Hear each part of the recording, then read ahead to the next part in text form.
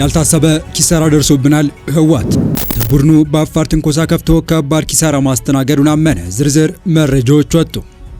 ህወሓት በሽብርተኝነት ሊፈረጅ እንደሚችል ተሰማ። ጠቅላዩ ስለ ህወሓት ለፓርላማ ማብራሪያ ይሰጣሉ። በሞሮኮ ፓርላማ ውስጥ ጸብ ያስነሳው የሼህ አላሙዲን ጉዳይ። የኢትዮጵያው ቢሊዮነር አላሙዲን ጉዳይ በሞሮኮ ፓርላማ ከባድ ውዝግብ ማስነሳቱ አነጋጋሪ ሆኗል። ኢትዮጵያውያንና ኤርትራውያን እንዳይመጡብኝ ግማሽ ሊቢያን የሚያስተዳድረው የጀነራል ሀፍታር ጦር ጥብቅ ክልከላ ማውጣቱ አስታወቀ። ህወሓት በየአቅጣጫው እየከፈተ የሚገኘው ትንኮሳ ያላሰበው ኪሳራ እያስከተለበት እንደሆነ አምኗል። ከሰሞኑ በአፋር ስለከፈተው ጥቃትና ስላስከተለው ኪሳራም ዝርዝር ወጥቷል።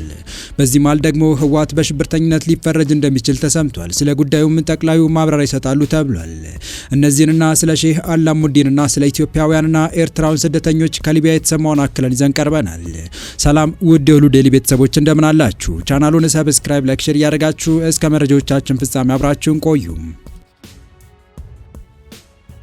የህወሓት ኃይሎች በአፋር አካባቢ ባደረጉት ትንኮሳ ተመተው መመለሳቸው ምንጮች ገለጹ። ከቀናት በፊት በራያ ግንባር ጥቃት ከፍቶ በጥፋት አጋሩ የአገው ሸንጎ በኩል 2 የዋግምራ ወረዳዎችን በመቆጣጠር የልብ ልብ ተሰምቶ ጥቃቱን ወደ አፋር ያስፋፋው ህወሓት ከ3 ኃይሎች በኩል በተከፈተበት የአጸፋ እርምጃ ከባድ ኪሳራ ማስተናገዱ ተሰማ።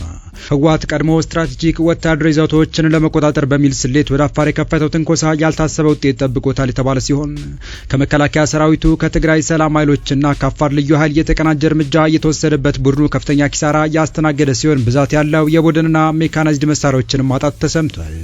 ይኸው የውጊያ ግምገማ በህወሓት አርሚ 41 እና አርሚ 44 ውስጥ ተካሂዶ ኪሳራው ከታሰበው በላይ ከፍ ያለ መሆኑ የታመነበት መሆኑ የተጠቀሱ ወታደራዊ ምንጮች በቀጣይ እንደዚህ አይነት ያልታሰቡ ኪሳራዎችን ለመቀነስ በተናጥል በሚፈጸሙ ትንኮሳዎች ማስቀረት ዋነኛ መፍትሄ ተደርጎ የተቀመጠ ሲሆን ሌሎች አጋር ታጣቂ ኃይሎች በማስተባበር በኩል ብዛት ያላቸው ግንባሮች ተኩስ በመክፈት የፌዴራል መንግስቱንና የአጋሮችን ትኩረትና የሰው ኃይል ስምሪት መበታተን እንደሚገባና ለዚህም ከወዲሁ የጋራ ወታደራዊ እቅድ እንዲዘጋጅና በዚያ መሰረት ብቻ ወታደራዊ እርምጃዎች እንዲወሰዱ መወሰኑን አክለው ገልጸዋል።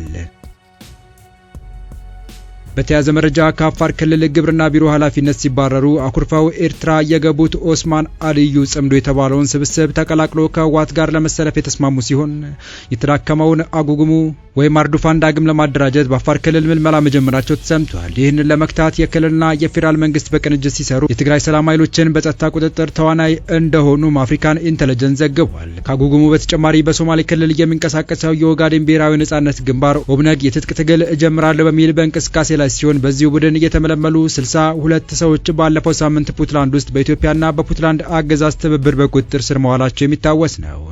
በሌላ በኩል ከትግራይ ወደ መሀል ሀገር የሚሸሹ ሰዎች በቁጥር መጨመሩ በሚገለጽበት በአሁኑ ወቅት በአውሮፕላኖች ብቻ ክልሉን የለቀቁ 290 ሺህ መድረሳቸው ተመላክቷል። በአውቶቡስ የሚጓጓዙትን ደግሞ ወጣቶች ለይተው በዚህ ሳምንት መክታት ተጀምሯል። በትግራይ ሁኔታዎች እየተበላሹ ውጥረት እየጨመረ መምጣቱን ተከትሎ ከትግራይ በአውሮፕላን ብቻ ወደ አዲስ አበባ የተጓዘው ሰው ብዛት 290 ሺህ መድረሱን የገለጹት ጀነራል ጻድቃን ገብረትንሳኤ ሲሆኑ ይህንንም የተናገሩት ለቲቢኤስ ሚዲያ በትግርኛ ቋንቋ በሰጡት ቃለ መጠይቅ ነው። ይህ ቁጥር በአውቶቡስ የተጓዙትን የማይጨምር በመሆኑ የአውቶቡስ ተጓዦች ደግሞ ከአውሮፕላን ተጓዦች በከፍተኛ ቁጥር እንደሚበልጡ የሚታመን በመሆኑ ወደ ሚሊዮን የሚጠጉ የትግራይ ክልል ነዋሪዎች በተለይም ወጣቶች በስጋት ክልሉን ለቀዋል። የአሜሪካ መንግስት ባለፈው ሳምንት ሐሙስ የቪዛ ማዕቀብ የጣለባቸው የህወሓት መሪዎች አሁንም የግዳጅ ምልመላውን ከመቀጠላቸው ባሻገር በሀገር መከላከያ ሰራዊት ላይ ትንኮሳ በማድረግ ቁልፍ የተባለ ስፍራ ለመያዝ ተንቀሳቅሰው ተመተው መመለሳቸውን ምንጮች ገልጸዋል። በአፋር ክልል በኩል የተደረገውን ይህን ትንኮሳ ተከትሎ ሁኔታዎች በፍጥነት ሊለዋወጡ እንደሚችሉም ተሰግቷል።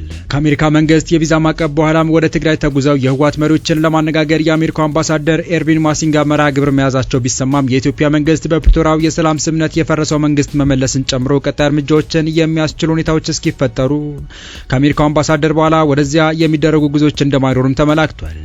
የተለየ ሁኔታ ካልተፈጠረ አምባሳደሩ በቀጣዮቹ ቀናት መቀሌ ይገባሉ ተብሎም ይጠበቃል። የአምባሳደሩን ወደ መቀሌ መጓዝ ተከትሎ የሚለወጡ ሁኔታዎች ካልተመዘገቡ 4 ኪሎ ወደ ትግራይ ለሚደረግ የትኛውም ጉዞ የኢትዮጵያ መንግስት ፍቃድ እንደማይሰጥ ማሳወቁን የዲፕሎማቲክ ምንጮች ገልጸዋል። በፌዴራል መንግስትና በህወሓት መካከል ሁኔታዎች በምን ደረጃ ላይ እንደሚገኙ በኢትዮጵያ መንግስት በኩል እስካሁን በይፋ የተገለጸ ነገር የለም። ይህ በእንዲህ እንዳለ የፌዴራል መንግስት ህወሓትን ዳግም በሽብርተኝነት ለመፈረጅ እያሰበ መሆኑ የተነገረ ሲሆን ህወሓት የቀረቡለትን የሰላም አማራጮችና ሰላማዊ ድርድሮች የማይቀበል ከሆነ በድጋሚ ወደ ጥቁር መዝገብ ሊመለስ ይችላል የሚለው መረጃ ከወደ 4 ኪሎ በስፋት እየተሰማ ነው። ከዚህ ጋር በተያያዘም ጠቅላይ ሚኒስትር አብይ አህመድ በቀጣይ ሳምንት ፓርላማ ላይ ስለ ጉዳዩ ማብራሪያ ይሰጣሉ ተብሎ እየተጠበቀ እንደሆነም ተሰምቷል። የትግራይ የሰላም ኃይሎች በአፋር ክልል ዞን 2 እና ዞን 4 በኬላዎች ላይ ጭምር ቁጥጥር በማድረግ የክልሉ መንግስት እያገዙ መሆናቸው በዘገባው ተመላክቷል። በዚህ በትግራይ አዋሳኝና በኤርትራ ድንበር አቅራቢያ የሚንቀሳቀሱት የትግራይ የሰላም ኃይሎች ከአፋር ክልል ጸጥታ ኃላፊዎች ጋር በቅንጅት በመስራት ላይ መሆናቸው ተመላክቷል። በኤርትራ መንግስት በቀጥታ እንዲሁም በተዘዋዋሪ የግብጽ ድጋፍና የሱዳን መንግስት ትብብር የሚደረግለት ጽምዶ ወይም ትብብር ከህወሓትና ከፋኖ እንዲሁም ሸኔ ባሻገር ኦርዶፋን የሚጨምር ሲሆን በትብብር ውስጥም የኦጋዴን ብሔራዊ ነጻነት ግንባር ኦብነግን ለማካተት ጥረቶች መቀጠላቸው ተመላክቷል። በሌላ በኩል ደግሞ መከላከያ ሰራዊት የታጣቂዎችን ህብረት የሚከፍተውን ጥቃት ለመመከት መጠነ ሰፊ ዝግጅት እያደረገ ሲሆን ዝግጅቱም ጸረ ሽምቅ እና ጸረ ፈንጂ ውጊያ ላይ ትኩረት አድርጎ እየተካሄደ መሆኑ ተነግሯል። የመከላከያ ሰራዊት ፈንጅ ማምከን ቢሮ ከፈረንሳይ ኤምባሲ ጋር በጋራ ለመስራት ተፈራርመዋል። የስምምነት ፊርማው የተደረገው በመከላከያ ፈንጂ ማምከን ቢሮ ኃላፊ ሜጀር ጀነራል ታደሰ አመሎና በኢትዮጵያ የፈረንሳይ ወታደራዊ አታቼ ሌተናል ኮሎኔል ሴባስቲያን ፔሊሴር አማካኝነት ነው። ወደ ቀጣዩ መረጃችን ተሻገርን። የሞሮኮ ፓርላማ የሼህ አላሙዲን ንብረት ለመውረስ የቀረበውን ምክረ ሀሳብ ውድቅ አደረገ። የሞሮኮ ፓርላማ ሰሞኑን ባደረገው ስብሰባ የሼህ መሐመድ አላሙዲን ንብረት የሆነው ሳሚር ነዳጅ ማጣሪያ እንዲወረስ የቀረበውን ረቂቅ ሕግ ውድቅ ማድረጉ ተገለጸ። ይህ በሞሮኮ የሚገኘው የነዳጅ ማጣሪያ በትውልደ ኢትዮጵያዊው ሼህ መሐመድ አላሙዲን ባለቤትነት ለበርካታ ዓመታት ሲተዳደር የቆየ ነው። ነዳጅ ማጣሪያው የአላሙዲን ንብረት በሆነው ኮራል ሆልዲንግስ ስር እንደ አውሮፓውያን አቆጣጠር ከ1997 እስከ 2016 ሲንቀሳቀስ የቆየ ሲሆን ድርጅቱ ያጋጠመውን የ4 ቢሊዮን ዶላር ኪሳራ ተከትሎ ላለፈው 10 ዓመታት ለመዘጋት ተገዷል። ኪሳራውን በተመለከተ አላሙዲን በዓለም አቀፍ ፍርድ ቤት ይግባኝ አቅርበው እየታየላቸው ይገኛል። ለሞሮኮ ፓርላማ ሰሞኑን የቀረበው ምክር ሀሳብ ይህንን ነዳጅ ማጣሪያ መንግስት እንዲወርሰው የሚጠይቅ መሆኑን ቢሊዮነርስ አፍሪካ ዘግቧል። ሀሳቡን ያቀረቡት የፓርላማ አባላት አገሪቱ በየወሩ 3 ቢሊዮን ድርሃም ወይንም 300 ሚሊዮን ዶላር ለነዳጅ ድጎማ እያደረገች መሆኑን ገልጸው ነዳጅ ማጣሪያው ቢወረስና ስራ እንዲጀምር ቢደረግ የመንግስት ጫና እንደሚያቃልል ገልጸው ተከራክረዋል።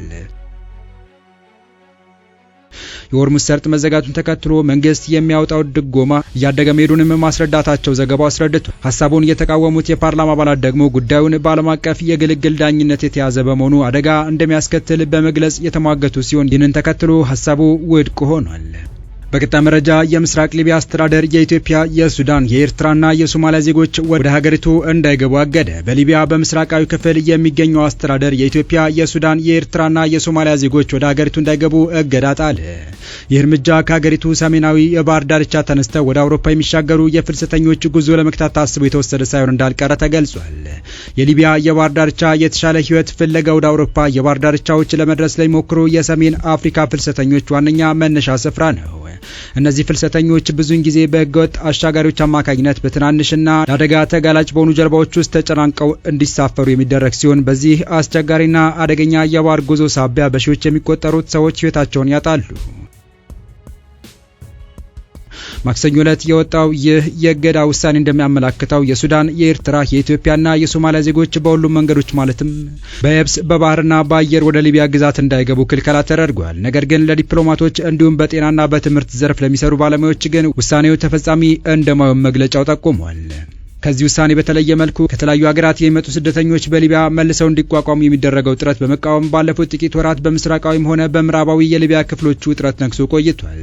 አምነስቲ ኢንተርናሽናል በቅርቡ ባወጣው መረጃ መሰረት በስደተኞች ላይ መጠነ ሰፊ አፈሳ የተካሄደ ሲሆን በሺዎች የሚቆጠሩትም በቁጥጥር ስር ውለዋል። እንደ የተባበሩት መንግስታት ድርጅት መረጃ በሊቢያ ውስጥ ከ900 ሺህ በላይ ፍልሰተኞችና ስደተኞች የሚገኙ ሲሆን ከነዚህ መካከል የሱዳን ዜጎች ትልቁን ቁጥር ይይዛሉ። አብዛኞቹ ፍልሰተኞች ወደ አውሮፓ ለመሻገር የሚሹ ቢሆንም የሚጓዙባቸው ጀልባዎች በተደጋጋሚ በቁጥጥር ስር እየዋሉ ወደ ሊቢያ እንዲመለሱ ይደረጋል። የተወደዳችሁ የቻናላችን ቤተሰቦች ለአሁኑ ለእናንተ ይመጥናሉ ብታደምጧቸው ታተርፉባችኋላችሁ ብለን የመረጥንላችሁ ዕለታዊ መረጃዎቻችን እስካሁን ያደመጣችኋቸው ነበሩ። በተመሳሳይ ሀገራዊና ቀጠናዊ ጉዳዮች እንዲሁም ዓለም አቀፋዊ የጂኦፖለቲካ ወታደራዊና አነጋጋሪ ክስተቶችን ለበለት ተከታትለን በትኩስ ይዘን እንደምንቀርብ እያሳወቅን ቻናሉ ቤተሰብ ካልናችሁ ሰብስክራይብ፣ ቪዲዮ ላይክ እና ሼር በማድረግ ተራሽነታችን ታሰፉ ዘንድ አክብሮታዊ ግብዣችን ነው። አበቃን። ሰናይ ጊዜን ተመኘን።